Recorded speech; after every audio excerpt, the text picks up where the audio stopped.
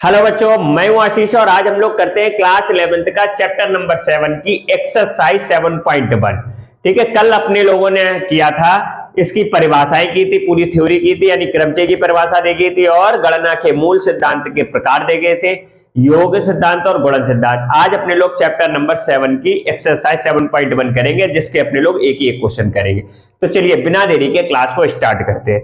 तो इसके सबसे पहला जो क्वेश्चन है वो मैं पढ़ता हूं, बालाजी की बुक है, हालांकि क्वेश्चन आपके स्क्रीन पर लिखा हुआ आ रहा है, ठीक है, इसको देखिएगा। ये कह रहा है कितने प्रकार से एक परीक्षार्थी सत्य असत्य प्रकार के 10 प्रश्नों के उत्तर दे सकता है। तो देखिए, एक क्वेश्चन को यानी कि एक प्रश्न का उत्तर एक व्यक्ति, एक परीक्षार्थी 2 प्रकार से दे सकता है, तो वह सत्य या फिर असत्य। यानी एक परीक्षार्थी, अब देखो इसका उत्तर करते हैं।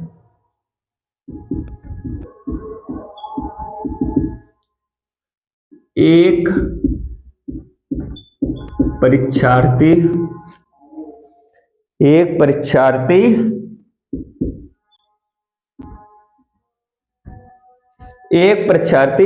किसी एक प्रश्न का उत्तर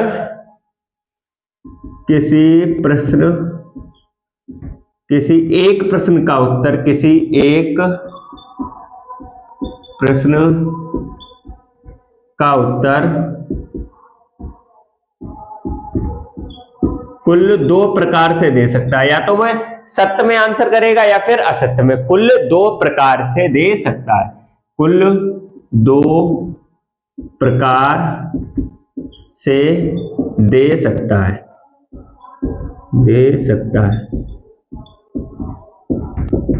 या तो वो सत्य बोलेगा या फिर असत्य। अब हमसे कह रहा है कुल प्रश्नों की संख्या यहां पर कितनी है, 10, क्योंकि दिया है कुल प्रश्नों की संख्या 10।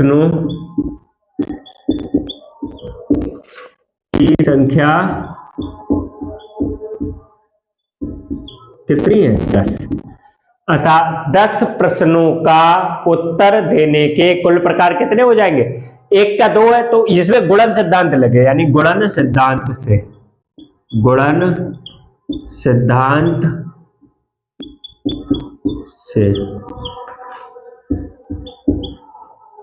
10 प्रश्नों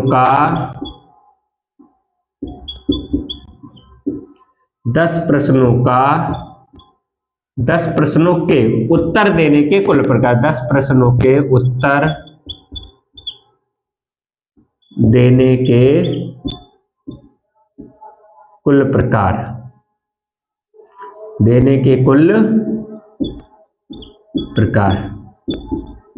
कितने हो जाएंगे? 2 × 2 × 2 × 2, यानी 10 बार हो जाएंगे। 10 है ना, 1 के 2 है, 1 2 3 4 5 6 7 8 9 और 10, टोटल कितने? 10 बार हो गए, यानी 2 की पावर 10 हो जाएगा। ठीक है, इसको कर लीजिए, फिर अपने लोग क्वेश्चन नंबर दूसरा करते हैं, इसके बाद तीसरा, इसके बाद चौथा है। पहले इसको कर लीजिए, फिर आगे करता हूं। जल्दी से नोट कर लीजिए। अब देखिए, करते हैं क्वेश्चन नंबर दूसरा, यानी कि प्रश्न नंबर 2। देखिए ये क्वेश्चन पढ़ते हैं अपने लोग। ये कह रहा है एक सिक्का 5 बार उछाला जाता है, कितने प्रकार के परिणाम प्राप्त होंगे? यानी एक सिक्का को, अब देखिए अपने पास दिया है कुल सिक्कों की संख्या कितनी है? 5 दिया है। कुल सिक्कों की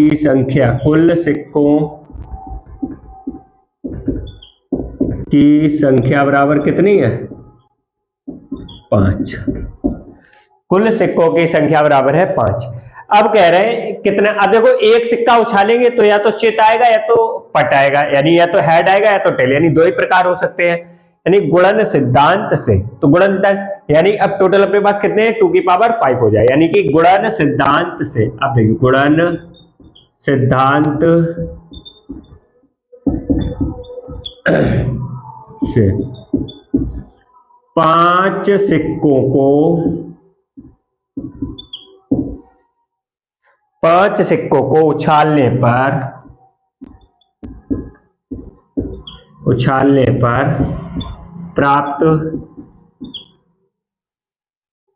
प्राप्त परिणाम कितने होंगे? 2 इंटू 2 इंटू 2 इंटू 2 इंटू 2, कितना? 2 गुणे 2 यानी 2 की पावर 5। ठीक है, अतः 10 सिक्कों को उछालने पर प्राप्त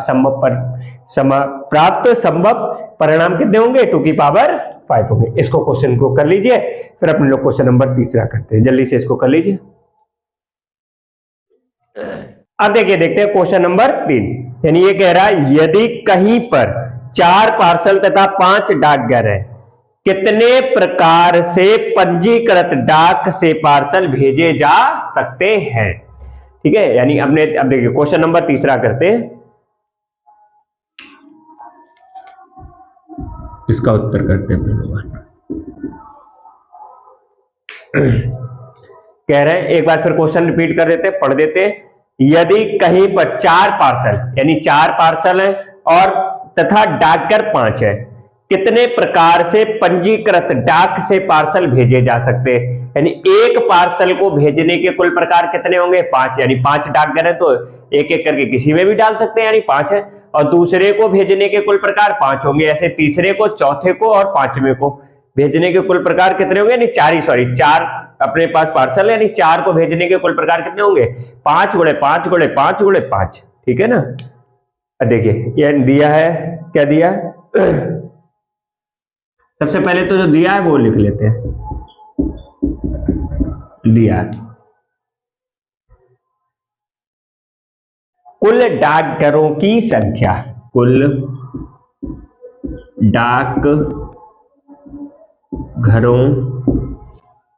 डाकघरों की संख्या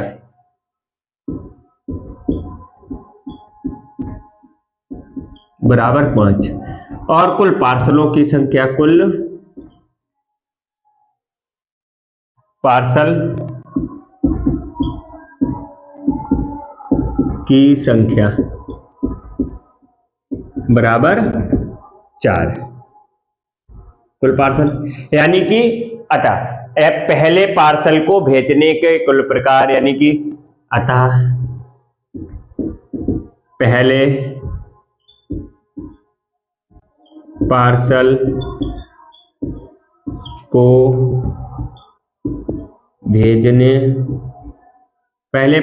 को डाकघर द्वारा भेजने के कुल प्रकार, डाकघर द्वारा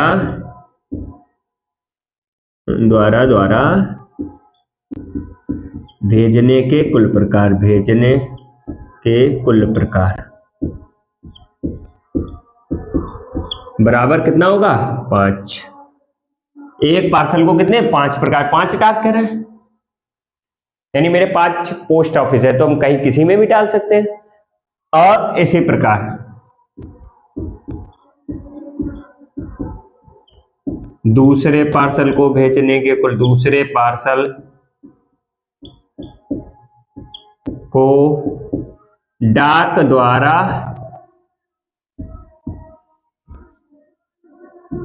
भेजने के कुल प्रकार कितने होंगे? 5। तीसरे पार्सल को भेजने के कुल प्रकार 5, चौथे पार्सल को भेजने के कुल प्रकार 5।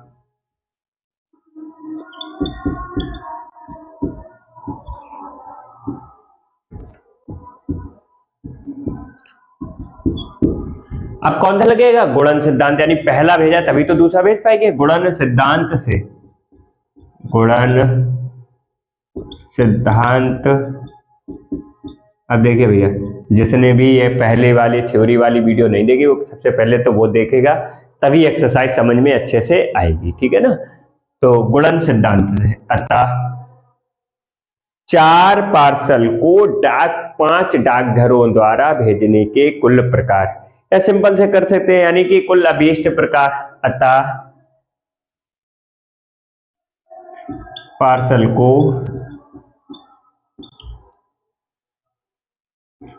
पार्सल को भेजने के कुल प्रकार, भेजने के कुल प्रकार 5 × 5 × 5 × 5 यानी 5 की पावर 4। ये हो जाएगा 5 25 पंचे 625, 25 और 25 पंचे आंसर आएगा आपका 625।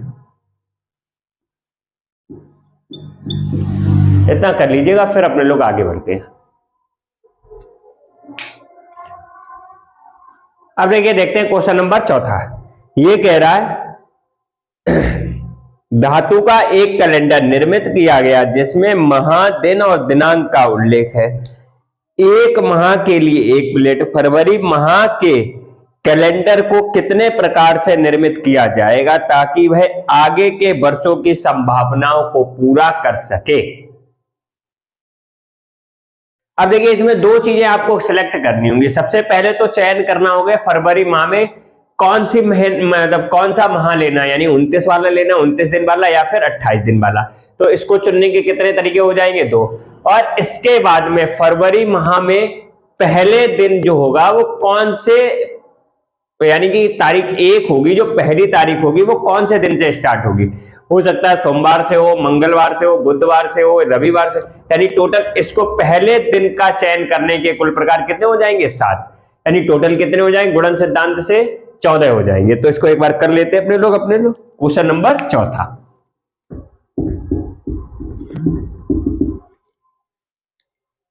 ये हो जाएगा फरवरी माह के कुल दिनों की संख्या चयन करने के कुल प्रकार। फरवरी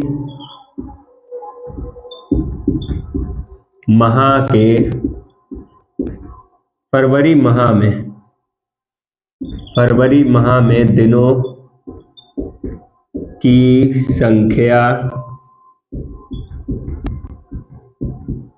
चयन करने के कुल प्रकार, चयन करने के कुल प्रकार, चयन करने के कुल प्रकार कितने हो जाएंगे? अब देखिए, या तो 29 दिन वाली फरवरी हो सकती है या फिर 28 दिन वाली, यानी लीप ईयर, यानी तो कुल प्रकार कितने हो जाएंगे? 2 प्रकार हो गए, या तो 28 दिन वाली या फिर 29 दिन वाली। इसके बाद में फरवरी माह में पहले दिन, यानी पहली तारीख, पहले दिन का चयन करने के कुल प्रकार। पहली जो तारीख होगी वो कौन से दिन पड़ेगी? हो सकता है सोमवार, मंगलवार, बुधवार, इसी हिसाब से तो चलेगी। यानी फरवरी तथा फरवरी माह में पहले दिन का चयन करने के कुल प्रकार, चयन करने के कुल प्रकार कितने हो जाएंगे? 7। सोमवार हो सकता है, मंगलवार, बुधवार, बृहस्पति, शुक्र या फिर शनि या फिर रवि। ठीक है, गुणन सिद्धांत से, गुणन सिद्धांत से, गुणन सिद्धांत से क्या हो जाएगा? अतः अभीष्ट प्लेटों की कुल संख्या, यानी कि एक प्लेट के ऊपर कैलेंडर बनाना है उनको, ठीक है, जिसमें फरवरी माह के लिए और वो हर वर्ष के लिए। तो फरवरी में 2 ही कंडीशन हो सकती है, या तो पहली तारीख सोमवार, तब सोमवार, मंगल, बुध, बृहस्पति, शुक्र, शनि से स्टार्ट हो, और या फिर 28 दिन वाली फरवरी हो सकती है, या फिर 29। ऐसी कोई फरवरी होती नहीं जो 30 की हो या इन संभावनाओं को पूरा न करे। यानी टोटल कैसे हो जाएगा? अतः अभीष्ट प्लेटों की कुल संख्या, अतः अभीष्ट प्लेटों की कुल संख्या, अभीष्ट प्लेटों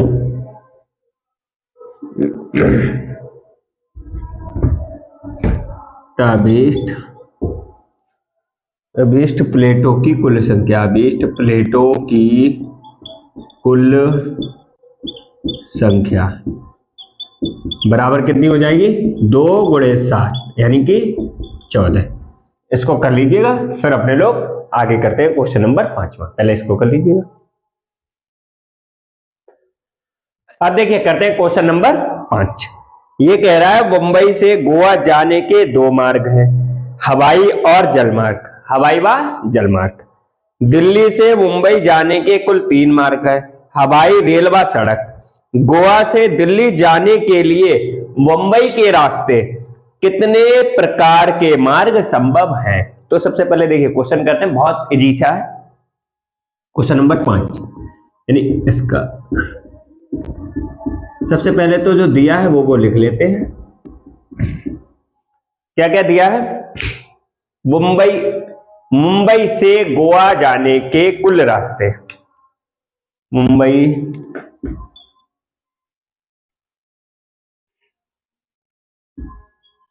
मुंबई से गोवा जाने के कुल रास्ते।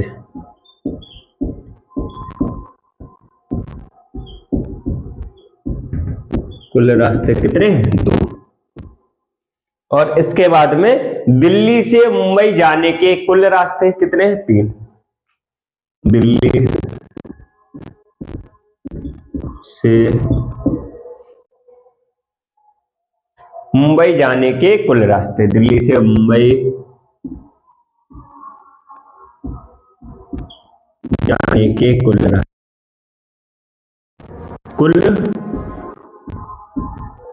रास्ते। अब देखिए, चाहे तो मुंबई से गोवा जाने के कुल रास्ते या फिर गोवा से मुंबई जाने के कुल रास्ते, वो भी कितने ही होंगे? 2। चाहे मुंबई से गोवा कर लो, चाहे गोवा से मुंबई जाने के कुल रास्ते कितने होंगे? 2 ही होंगे। या मुंबई से दिल्ली जाने के कुल रास्ते कितने होंगे? 3 ही होंगे, क्योंकि जिस रास्ते से जाएंगे उसी रास्ते से वापस भी आ जाएंगे, वही रास्ते तो होंगे, 3 ही रास्ते होंगे। अब हमसे जो पूछा गया वो हम निकाल देते हैं। यानी हमसे पूछा गया गोवा से दिल्ली जाने के लिए मुंबई के मार्ग से जाएंगे, गोवा से दिल्ली जाने के कुल कितने प्रकार होंगे, यानी कुल कितने रास्ते होंगे।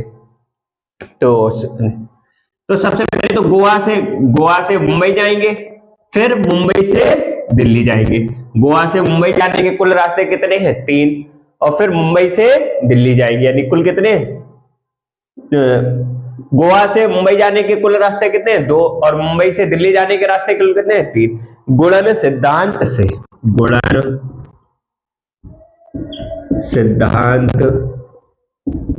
क्या हो जाएगा? मल्टीपल हो जाएगा।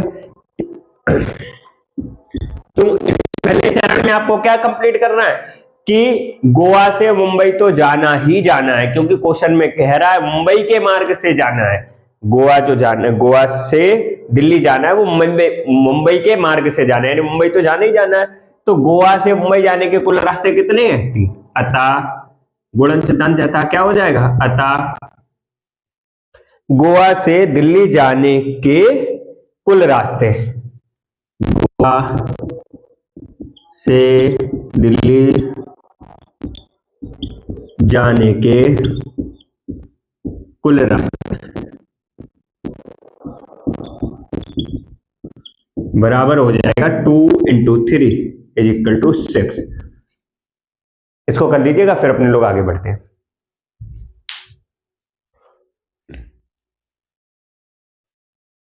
अब देखिए करते हैं क्वेश्चन नंबर 6। ये कह रहा है एक व्यक्ति एक फाउंटेन पेन, एक बॉल पेन तथा एक पेंसिल खरीदना चाहता है। दुकान में यदि फाउंटेन पेन के 10 प्रकार, बॉल पेन के 12 प्रकार तथा पेंसिल के 5 प्रकार उपलब्ध है, तब कितने प्रकार से वह इन वस्तुओं को चुन सकता है? यानी कि आपको फाउंटेन पेन के कुल प्रकार कितने दिए? 10। बॉल पेन के कुल प्रकार कितने दिए हैं? 12। और पेंसिल कितने प्रकार के उपलब्ध है? 5 प्रकार की। तो उसमें से कह रहा है कि उसे एक फाउंटेन पेन चाहिए, एक बॉल पेन चाहिए और एक पेंसिल चाहिए। इसको कुल कितने तरीके से चुन सकता है? तो देखिए सबसे पहले करते हैं, हमने बहुत इजी सिंपल सा सवाल है। क्वेश्चन नंबर 7 6 है 6। क्या करते हैं? बहुत सिंपल सा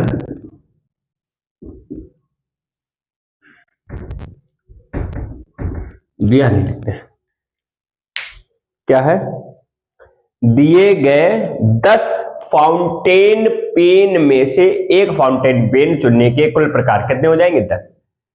दिए गए 10 फाउंटेन पेन,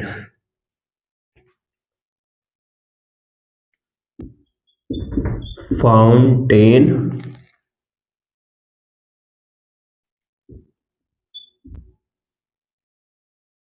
पेन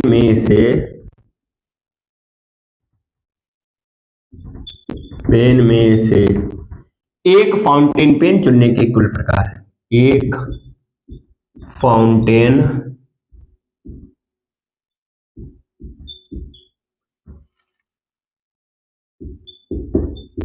चुनने के कुल प्रकार, चुनने के कुल प्रकार कितना हो गया, 10। ठीक है, और 12 बॉल पेन में से एक बॉल पेन चुनने के कुल प्रकार, 12 तथा 12 बॉल पेन में से 12 बॉल पेन में से बॉल पेन में से एक पेन, एक बॉल पेन चुनने के कुल प्रकार, चुनने के कुल प्रकार बराबर कितने होंगे, 12। और पांच तरीके की पेंसिल है दुकान में, तो 5 पेंसिलों में से एक पेंसिल चुनने के कुल प्रकार कितने हो जाएंगे, 5। यानी 5 पेंसिल, 5 पेंसिलों सॉरी में से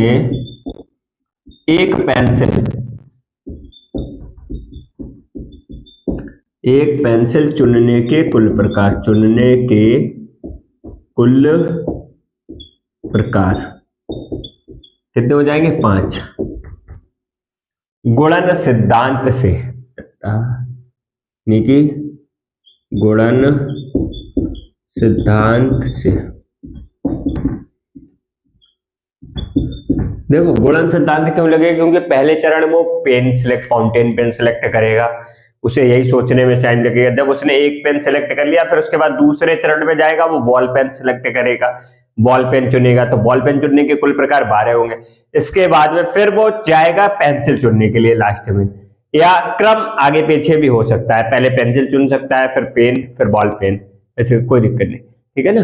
अब क्या हो जाएगा, अतः एक फाउंटेन पेन, एक बॉल पेन तथा एक पेंसिल चुनने के कुल प्रकार, अतः एक फाउंटेन पेन,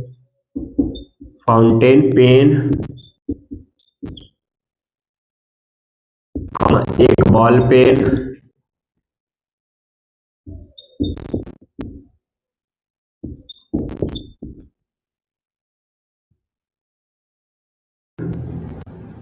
तथा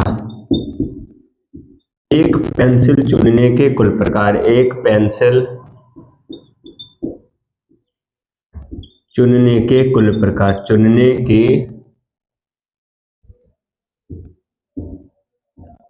कुल प्रकार बराबर हो जाएंगे 10 गुणे 12 गुणे 5, तो ये हो जाए 10 12 5 60.600 आंसर होगा। यानी कि 600 प्रकार से वो एक पेंसिल, एक पेन और एक फाउंटेन पेन को चुन सकता है। अतः अभिष्ट कुल प्रकार कितने हो जाएंगे, 600। इसको कर लीजिए, फिर अपने लोग क्वेश्चन नंबर 7 करते हैं। पहले इसको कर लीजिए। अब देखिए, देखते हैं क्वेश्चन नंबर 7। ये कह रहा किसी कक्षा में 27 लड़के तथा 14 लड़कियां हैं। अध्यापक कक्षा को प्रदर्शित करने के लिए एक लड़का तथा एक लड़की को चुनना चाहता है। यानी कक्षा को प्रदर्शित करने के लिए एक लड़का और एक लड़की को चुनना चाहता है। कितनी प्रकार से यह अध्यापक इनका चयन कर सकता है, यानी कि अध्यापक कितने प्रकार से एक लड़का और एक लड़की को चुन सकता है। तो करते हैं अपने लोग क्वेश्चन नंबर 7।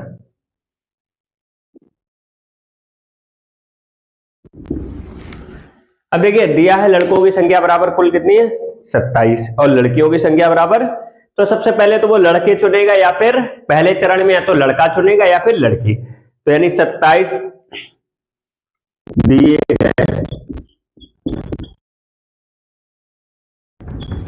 लड़कों में से एक लड़का चुनने के कुल प्रकार, एक लड़का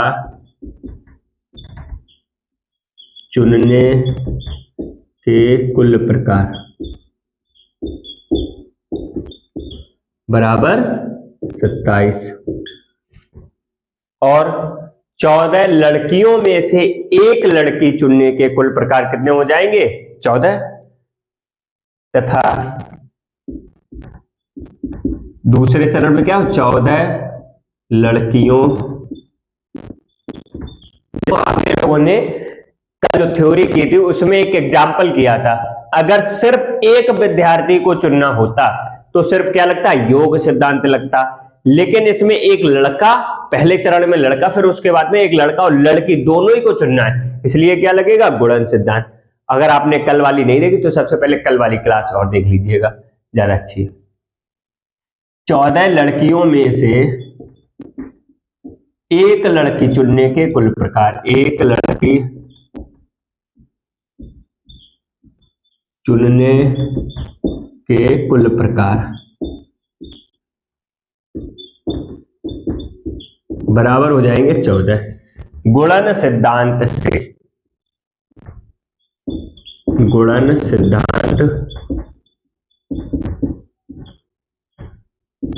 से एक लड़का तथा एक लड़की के चुनने के कुल प्रकार, एक लड़का तथा एक लड़की यानी दिए गए जितने भी एक लड़का तथा एक लड़की को चुनने के कुल प्रकार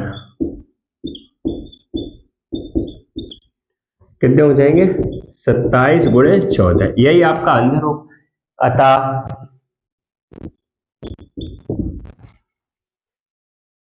अतः विद्यार्थी यानी कि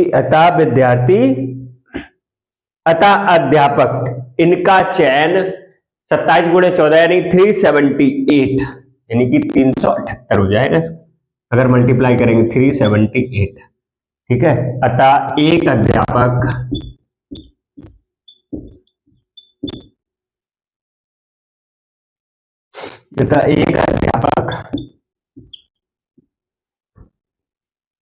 एक लड़का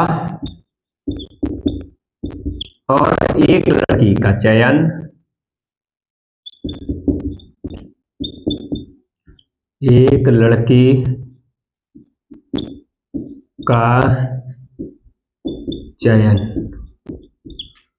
एक लड़की का चयन कुल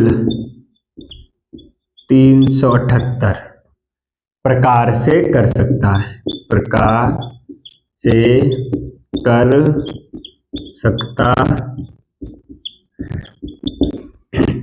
इतना कर लीजिएगा, फिर अपने लोग अगला क्वेश्चन करते हैं। पहले इतना कर लीजिएगा। अब देखिए देखते हैं क्वेश्चन नंबर 8। ये कह रहा है एक ताले में 3 चक्र हैं, हर चक्र पर यानी नंबर वाला ताला होता है जिसमें चक्र खुदे होते हैं यानी नंबर डालते हैं, वो वाला ताला है। यहां पर एक ताले में 3 चक्र है, हर चक्र पर 10 अलग अलग अक्षर है, कितने प्रकार से यह संभव है कि उसको खोलने का प्रयास असफल होगा, यानी असफल है, फेल हो जाएगा। कितने प्रकार से ताला खोलने के लिए व्यक्ति असफल हो जाएगा यानी फेल हो जाएगा, ये निकालना है। तो देखिए क्वेश्चन नंबर 8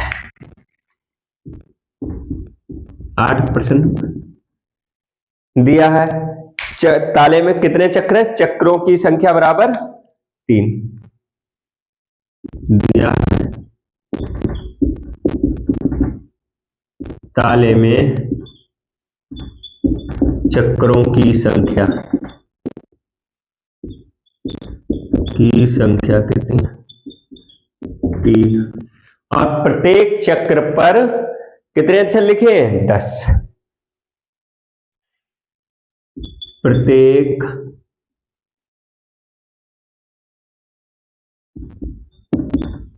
चक्र पर अंकित अक्षर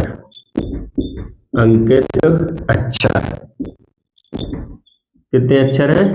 10। यानी कि एक चक्र को खोलने के लिए एक चक्र ताला खोलने के लिए कितनी स्थितियां होंगी? 10। दूसरे में फिर 10, तीसरे में ऐसे ही 10। यानी कि प्रत्येक चक्र अतः पहले चक्र ताला खोलने की कुल स्थितियां, पहले चक्र द्वारा ताला खोलने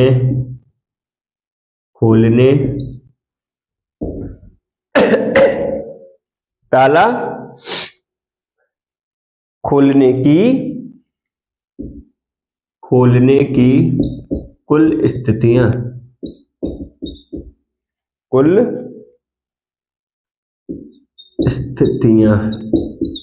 कितनी होंगी? 10। इसी प्रकार दूसरे चक्र द्वारा ताला खोलने की कुल स्थितियां कितनी होंगी? इसी प्रकार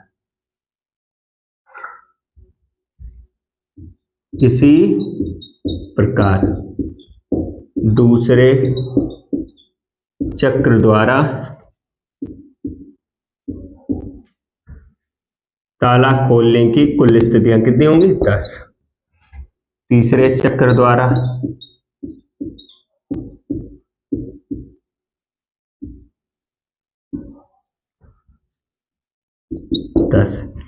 अतः ताला खोलने की कुल संभव स्थितियां कितनी होंगी? 10 × 10 × 10। अतः ताला खोलने की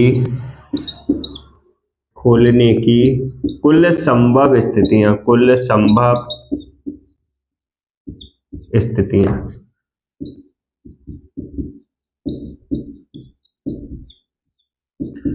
संभव स्थिति 10 × 10 × 10 यानी कि 1000। सॉरी, देखिए, परंतु इसमें सिर्फ केवल एक स्थिति ऐसी होगी जिससे ताला खुलेगा। बाकी की 999 स्थितियां कैसी होंगी? ताला नहीं खुलेगा। 999 स्थितियां ऐसी होंगी जिनसे ताला नहीं खुलेगा। यानी व्यक्ति ताला खोलने के लिए कितने प्रकार से असफल हो सकता है? कुल 999 बार असफल हो सकता है ताला खोलने के लिए, और सिर्फ एक बार सफल होगा, वो है जिससे ताला खुलेगा। परंतु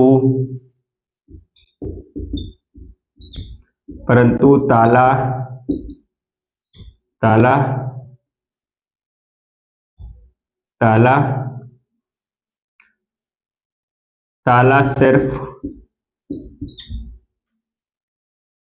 एक ही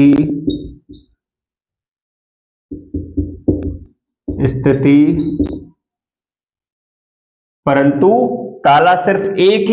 में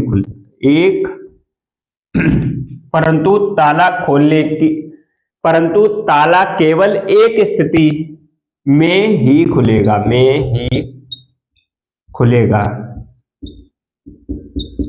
यानी ताला के खुलने के कुल प्रकार कितने हो गए? 1।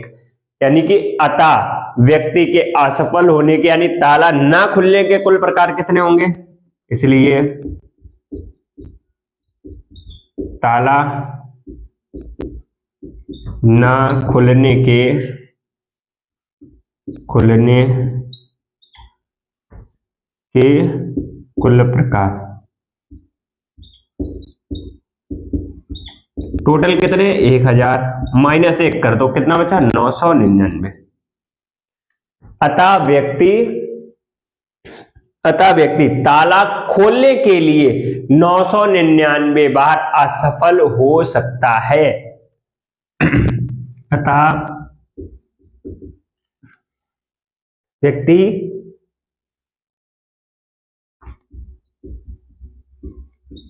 ताला खोलने